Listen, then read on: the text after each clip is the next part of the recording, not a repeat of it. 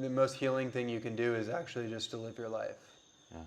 It's an interesting paradox, right? Yeah. Because one day you just wake up and you just like, oh, I'm happy. Oh, what? Oh, you're like, wait a minute, hold on. It becomes this like a discovery. You're like, I'm actually happy. Because I became so like habituated to not being happy or feeling unwell, and then one day you're like, oh wait, I feel good. Oh my God. The first thing that came up when you said that, I don't recall the waking up going, I'm actually happy. But what I did recall was waking up one day, well, not even waking up, but just, I remember I was walking to my bedroom and I had this realization that I'm now, what's the right word for this?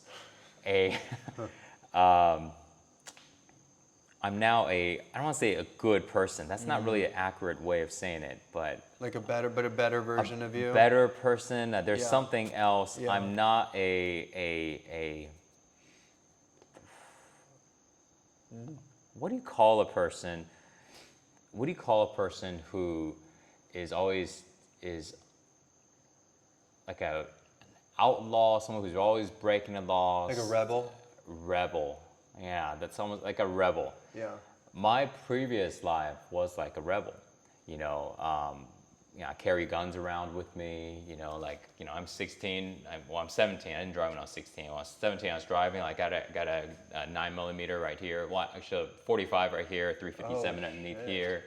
It's normal for all of my friends. We all carry guns, and like we're rolling around and somebody has something. My friend tells me, drop back, and I drop back and he pulls out his piece at this guy. Like, what, you want something? You want to do, like this is our life, or we have sawed off shotguns. So we make sure we can spray larger amounts, instead of like that, and so we live that type of life.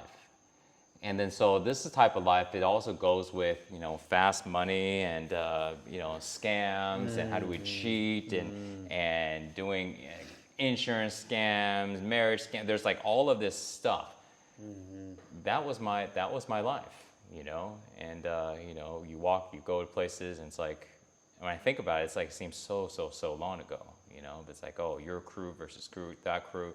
Yeah, this person had problems with that person, that's still crew, and right now we see them, they see us. So do we need to call up more people? And so, okay, yeah, just in case. So then before I know it, an hour later, there's like 10 more people on their side, and we just increased by another 10 people, just prepared. Nobody's even saying anything, no interaction, but the group's just going to increase, just prepping. Oh and then sometimes nothing goes down and everybody just kind of walks out, but it's just everybody's all like, pretending like but everybody's conscious as everybody rolls sees out. what everybody's doing. It's like this type of life, Wow. And I remember I was like 24. I think I was like 24, 26. How old was I? I can't remember the specific age when I realized that I was out of that life. That it was years since I even thought about doing things like that. And I remember this feeling of like, wow, wow, I'm like living this clean life now. I'm like working, I'm making money, I'm legit. I don't try to steal, I don't try to scam, I don't try to go, and I'm not thinking about hurting people. Yeah. Like, oh, this is great. I didn't know what was the word for it. But when you said that, waking up being happy, I remember just waking up going, yeah, I'm like a good citizen person now, in that case, because before that, I felt like I was like this person, like this really dark person that's like, I can get along with you, or I can go and cut off your leg or something, or you do something and I'll mess up your family, like there's like, these are ideas that come up. And it's like, these are the thoughts, Yeah. right? And These are thoughts. So these are thoughts. These are thoughts, and this is stuff that, me or friends would do, things like that. And so this type of life, it's like, I realized that when I woke up one day, I'm like, oh, I'm done with that. I haven't thought about it. And it wasn't because I haven't did it in years, but I haven't even thought about it. You felt good about yourself? Yeah, there's just like, I'm out. It's almost like you're in like a gang, Yeah, except yeah, I wasn't yeah. in a gang. This was just life. Yeah. But it's like you're in a gang, and finally the gang lets you out. And it's almost like that, except I wasn't in a gang. This is just life. It's just how we grew up. Right. But I remember, and it was like this sense of freedom, like, whew, all right, this is good. And yeah, so very interesting. You know, I think we as people, that's why when I talk about training, I tell people like, train your attention, because wherever your attention goes is the reality of your life. And my attention used to be all in that stuff. And even if I wasn't doing it all the time, but I would think about it.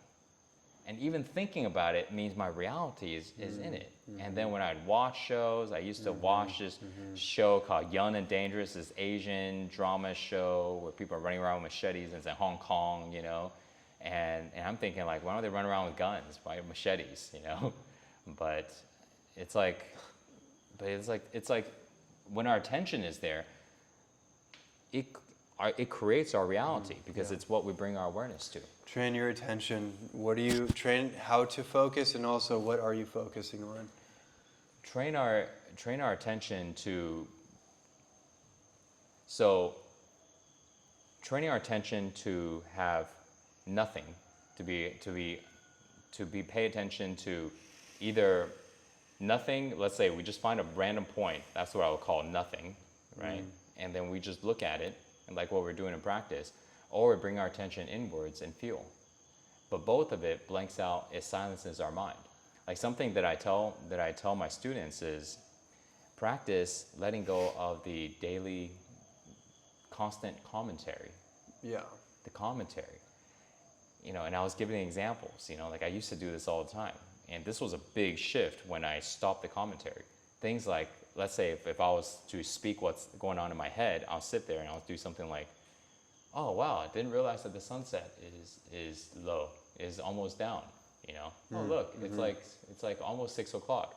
Man, I'm feeling pretty good. That was really good food. You know, I wonder what time is it now? Oh right, 6 o'clock. Yeah. And then it's just this constant commentary in our mind that isn't needed. I had an ayahuasca experience where it took me through that exact thing, and it was so annoying.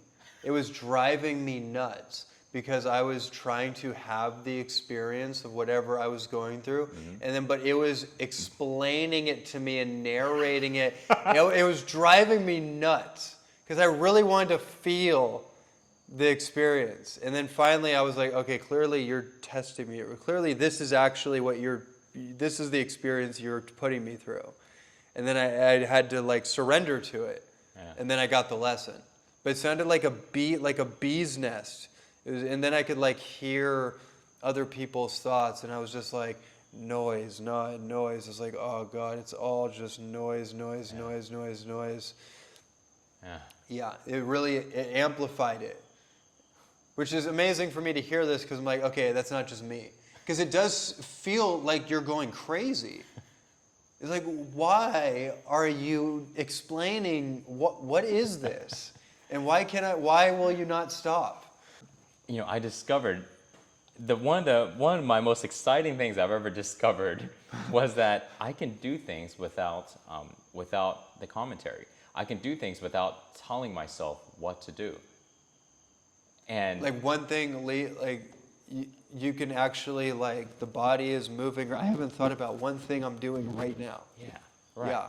Yeah. And it can be in complex things as well as simple things. Like the first time I tested this was like, this blew my mind. I was like, wow, I can do this. Okay. So then I was like, okay, well, let me go get a drink of water. So I'm like, present. All right, no thought. Go grab, you know. Usually it would have been, oh, I'm gonna go grab a cup, and oh, where's the water? So I was just grabbing it and a drink. I was like, okay, I did that. And I was like, okay, let me do a more complex thing. And at that moment, I needed to find a screw that matched the same screw that I had. So it was like a screw like this big, but it was like, it needed to be a certain thread, and the head needed to be a certain way. And I had no idea where I'm gonna find the screw. So I said, okay, I'm going to not think and look for this screw. So I'm looking at the screw. I'm like, okay.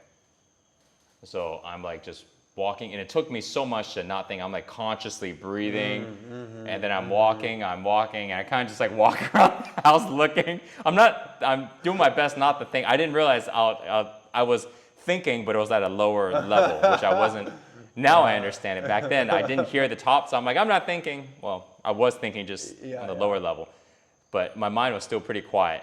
And I'm walking around, and then I just walked to my toolbox. And I remember it's like this yellow toolbox, and it's just a complete mess in there. And nothing is organized.